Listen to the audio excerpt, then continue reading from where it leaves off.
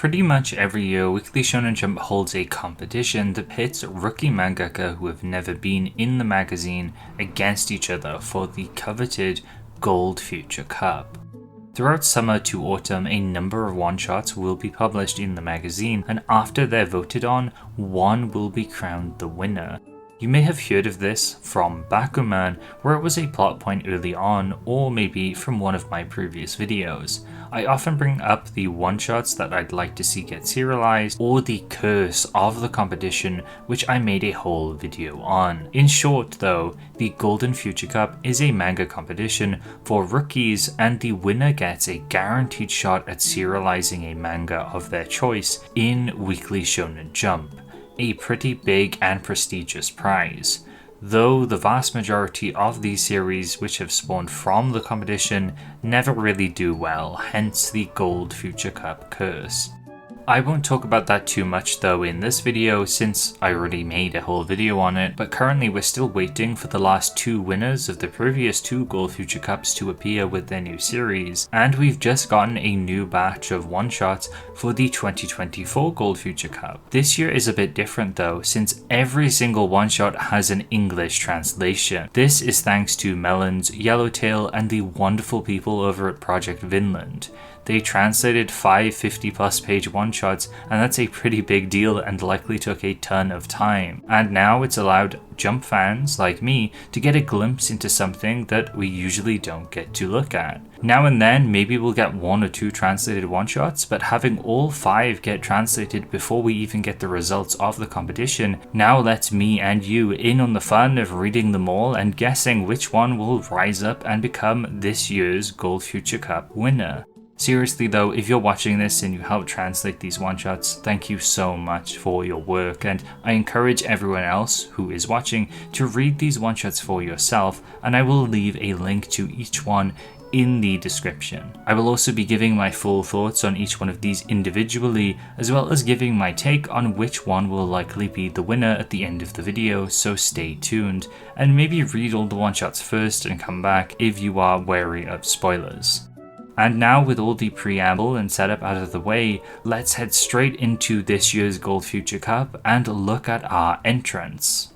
Our first manga of the year is Rasotsu Yokai Gari, debuting in issue 45 and being created by B6 Yoshida. The story starts in the Edo period.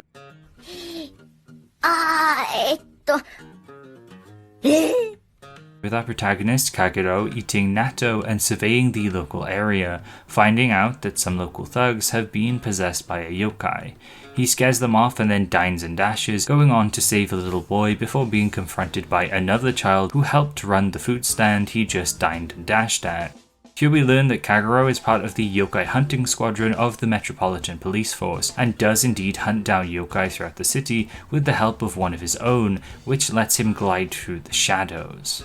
Kagero has been contacted by the boss of a local crime family to look into some things, and it seems as though he's in the pocket of this Yakuza, only caring about stopping yokai and eating seemingly, which he does a lot of in this one-shot actually. Kagero has a talk with these Yakuza for a while, but it's revealed that he's actually there to bust them, acquiring multiple stolen goods off of them, and then the kid from earlier turns back up, angered by events from the past, revealing his father was killed by these very Yakuza. These negative feelings that well up in him cause a transformation to occur, changing him into a wolf yokai, which is very well illustrated. To calm the yokai, Kagero tells a story of his own childhood and relation with a monk, who acted as a father to him. Like the child, his father too turned into a yokai, a shadow shark, which is what Kagero is partnered with. The shark then bites the wolf and the boy is returned to the land of the light, saving him, with the sentiment being that while Kagero couldn't save his father, the monk,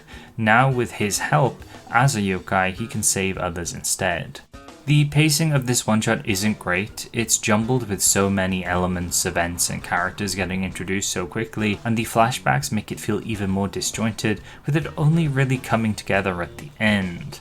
Though I do like the sentiment it has, and the yokai designs are very cool. Signal All Red is the second one-shot debuting in issue 46 by Izumi Hakase. This one takes place at Esper Academy, which is currently running their student elections and is a school full of Espers wielding psychic powers. These Espers are split between insiders, people born with hereditary psychic abilities, and outsiders, those who awaken their powers through some sort of big event later in life, and there's a bit of a rift between them, with the outsiders having stricter regulations due to them lacking proficiency with their powers. Our main characters we follow are Tayo, an outsider, and Luna, an insider. Tayo can teleport, and Luna has the ability of foresight, which he uses to predict the results of the student election, both of which they are running for, and then finds out after arguing with Tayo what the future is, and it's them getting married. What follows is Luna embarrassed and unwilling to divulge the information of what happens in the future, causing a bit of a panic throughout the school as they know Tayo will do something to Luna, but only Luna knows what that is. In addition to this, when outsiders get excited, the psychic signals they emit can go awry, causing psychic phenomena to go haywire around them due to their lack of control. And with high tensions around the student election exacerbated by Luna's secret, these signals start to build up, forcing everyone to work together to take control of the mess everyone has collectively made. Our duo managed to get in danger though, and while falling through the air, there's seemingly not much Luna can do as her powers are quite limited in a physical sense. So it's up to Tayo, who is reassured by Luna's conviction that they will both get out of this alive through her foresight, to teleport them away with his powers. They fall through the air, and then Luna's vision comes to pass with the two of them on the ground together, just in a different context. She's understandably embarrassed about this, but glad they're both alive.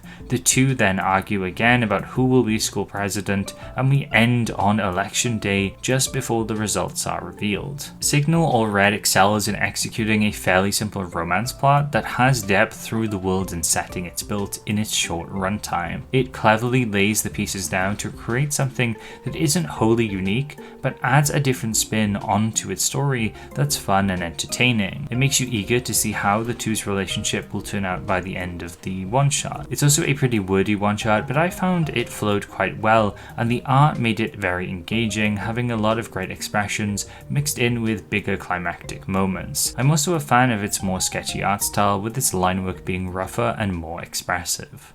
The third one-shot debuting in issue 47 by Sengi Chiki is OSAMU. OSAMU begins with the world at stake from invading monsters, and the only thing that can save it is the super ultra mega level anti-monster specialized human final boss weapon, OSAMU. And right as a little girl named Rin is about to get got by a monster, OSAMU rides on through with his bike. As in, he literally rides on through the monster, splitting it in two. This is a comedy action one-shot that really doesn't take itself too seriously, evident when OSAMU offers Rin the monster's ballsack, and when he makes fun of the over-the-top naming scheme of the creature classes. Most of the one-shot then sees him battling this octopus monster, with him being absurdly overpowered despite him only using 1% of his strength because he skipped breakfast that morning. He ends up saving his pet Nekotaro from the monster, who aims to get a cheap shot, and then he obliterates it with his psychic powers, saving the day. This is a really simple one-shot that executes a fun idea with some cute but punchy artwork that's quite unique, and it was a delight to read overall. It also featured a lot of very good spreads filled with tons of detail as well as good composition. I do find the OP hero trope has been a bit overused over time, but I do like how cute this plays it, and a few parts did make me chuckle. Our penultimate one-shot is Invisible Blood by Arasaka Asahi in issue 48. Invisible Blood starts with Akira Hanome, whose brother died 3 years ago mysteriously in school, which is where she's guided back to by a spirit mouse as she can see ghosts. There she's intercepted by Rei Yugami, a second-year high school student who keeps repeating high school over and over and runs the school's occult club. He was also once friends with Akira's brother, who also had supernatural proclivities, and it seems like they hunted ghosts together, and wanting to know why her brother disappeared, the two team up to hunt some ghosts themselves. Ray has all these inventions which he uses to take out malevolent spirits, like his purification serum gun, acting as a more mad scientist character, which I think is very cool, and by mad I really mean it, because when the two are attacked by an anatomical model, he straight up whips out a chainsaw at one point. But it seems this particular spirit they're hunting is way more than they bargained for, as it starts imitating Akira's brother and being the very thing that killed him. We then get a flashback and learn that the two boys were very close and wanted to understand spirits more initially, but their naivety got the better of them when something truly evil appeared beyond salvation. Now, in order to save Akira and to make right on his failure to help her brother all those years ago, he aims his purification railgun at the spirit to atone. And after taking out the spirit, they both have learned what happened to Akira's brother and vow that the tragedy won't ever be repeated again. This is a really strong one-shot, not unlike Rasotsu Yokai Gari. It has a similar structure, showing a character who uses a past failure to push him forward for making sure the same mistakes or bad event never happen to someone else again, with it even having a flashback midway through.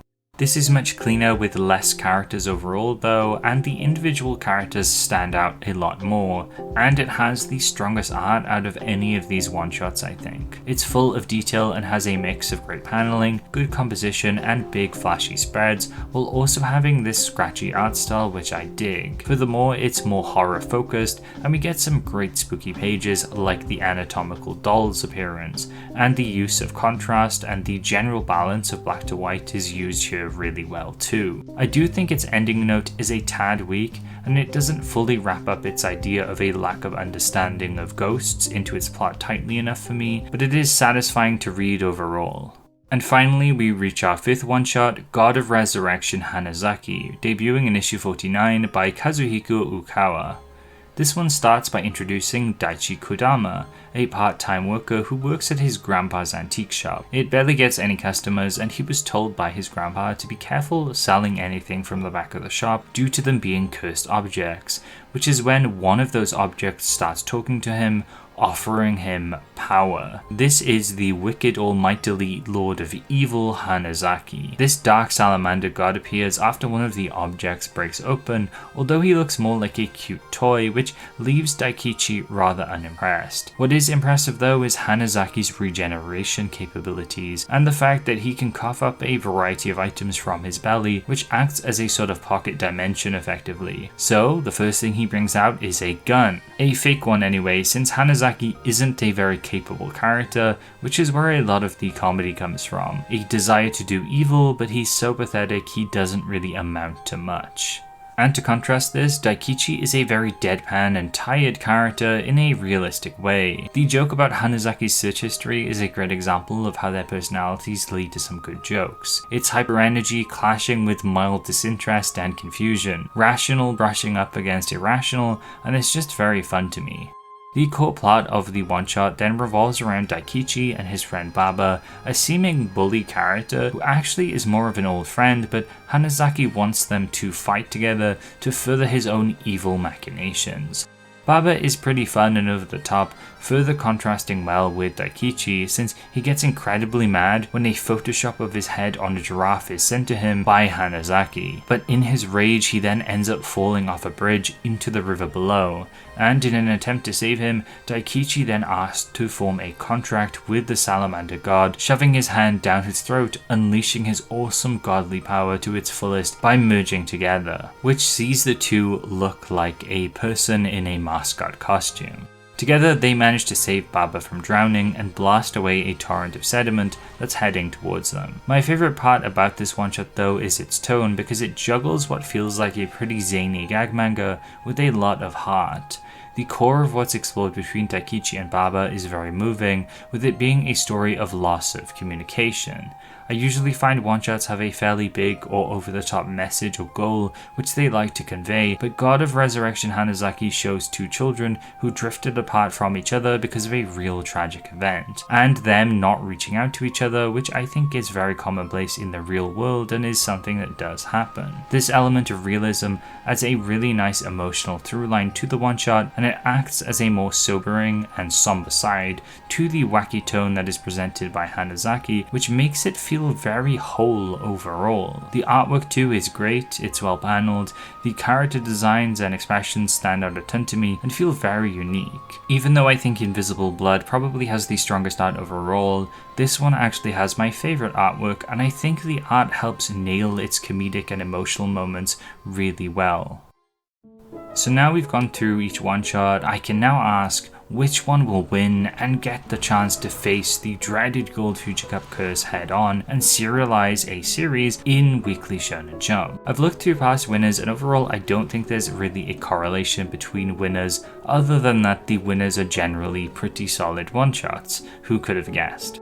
Battle Shonen ones are usually a safe bet, but you get a lot of those submitted every year anyway, and the last couple of winners have been quite different from each other. Rasotsu Yokai Gari feels very archetypal, and I can see people liking its yokai elements and possibly its time period and setting, though equally, maybe in Japan there's parts of this which have been played out too much, and coupled by it being a fairly basic shonen battle setup, I think this one actually has pretty low chances of winning.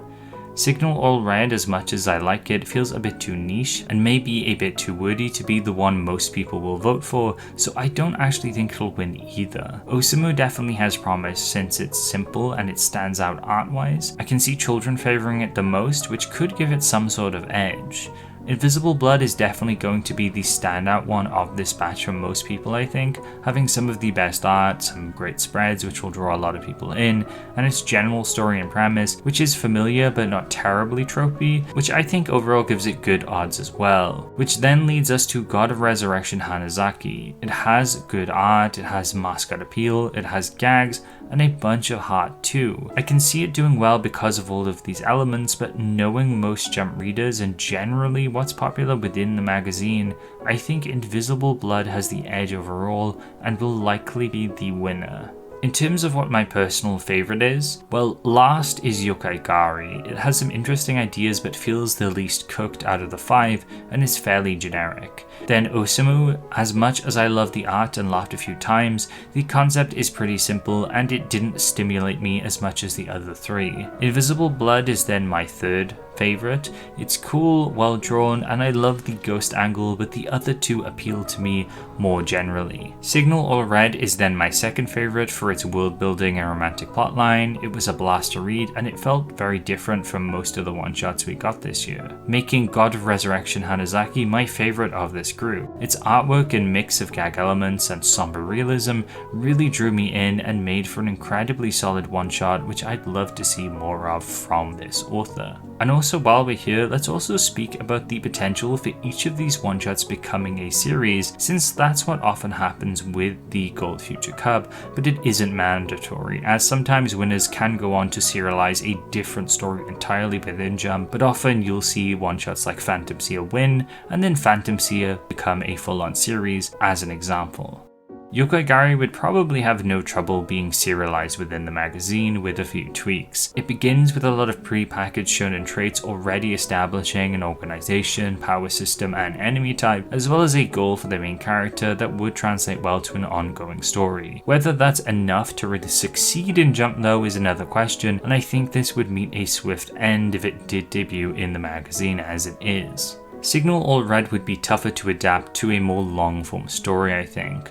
Those psychic romantic antics sound like a lot of fun. If Jump wanted to experiment, I could see them serializing something like this though, although to me, I think it has a higher likelihood of success if it ran in one of the other big shonen magazines, like Weekly Shonen Sunday or Weekly Shonen Magazine. It doesn't quite feel Jump-like to me. OSAMU then definitely is too bare bones for a series, I think. If it did run, I don't think it would last very long, though elements could be taken from it to make something new with the same tone and ideas, which would be better fitting for a longer serialization. Invisible Blood would probably need a bit of retooling, but the main concept of ghost hunters using a mix of supernatural powers and sci-fi inventions sounds like it could be a lot of fun. A bit like Yokai Gari, I think this would have to innovate a bit, otherwise I could see it getting axed early on, like a lot of current battle shonen or Gold Future Cup winners. God of Resurrection Hanzaki might be in the best spot serialization wise, with the one-shot feeling pretty much like a chapter 1 to me. You have this established comedy dynamic which you could run with as a gag manga, but also the potential for battle elements, and it also alludes to past contract bearers in the one-shot too, deepening its lore ever so slightly. This could easily veer in slice of life or battle directions, and I think either way could work. I haven't fully read it, but maybe something like Beelzebub that mixes these elements could be an example of what Hanzaki could be like, just a more modern version. And those overall were my thoughts and feelings on this year's Gold Future Cup one-shots. It was a blast getting to read these and meeting some potential future Jump artists. One thing I neglected to mention too is that even if someone loses in the Gold Future Cup, there's a high likelihood of them being serialized anyway. Psych House and Mama Yuyu are from authors who lost the last 2 competitions, but regardless were still allowed to run in the magazine with their own series because people liked them enough, and these are just some of the most recent examples. The Gold Future Cup has a long history of various artists who lost the competition coming into the magazine and serializing work there, meeting success or failure. So hopefully I'd expect to see at least one author that doesn't win from this batch to get a series sometime in Jump's near future in the next 1 or 2 years. A huge thanks again to Project Vinland and the team of people translating, cleaning, typesetting, etc. for these one-shots, and again, the links to all these one-shots will be in the description, so go read them and let me know which one is your favorite or which one you think will end up winning the competition this year. The results should be out, I think, by the end of January in 2025, so stay tuned. Also, if you want to further discuss one-shots like this or manga in general, then I'd recommend subscribing and maybe checking out my Discord, which is full of people who love manga and can't stop yapping about it 24/7. If you'd rather watch more videos though, I have a ton relating to Shonen Jump, cancelled manga from the magazine or its history. And if you really enjoyed the video, please consider supporting me on Patreon. It helps a ton and pushes me to make better videos. You also get some cool rewards like access to exclusive polls, and you can listen to the Patreon-only Trent Talks podcast at any tier, where I yap about all sorts of other media and manga. And you'll also be thanked at the end of my videos, with you getting your own personal doodle at the $3 tier, like Kinocha, Jade, Kaizoku Gairu, Soraquil Zero, Holly the Apothecary, Mayu, It's Fakeo, Yellowtail, Lay Sloggett, Chris P. Bacon, Joe Henshin, Full Metal, Unquestionable, Weeby Boy, Wurzel, and also AB, Vako Draws, Otaku Gamer X, and Deadpan at the $1 tier. Thank you all so much for being patrons. And as always, thank you so much for watching, remember to be kind, and take care.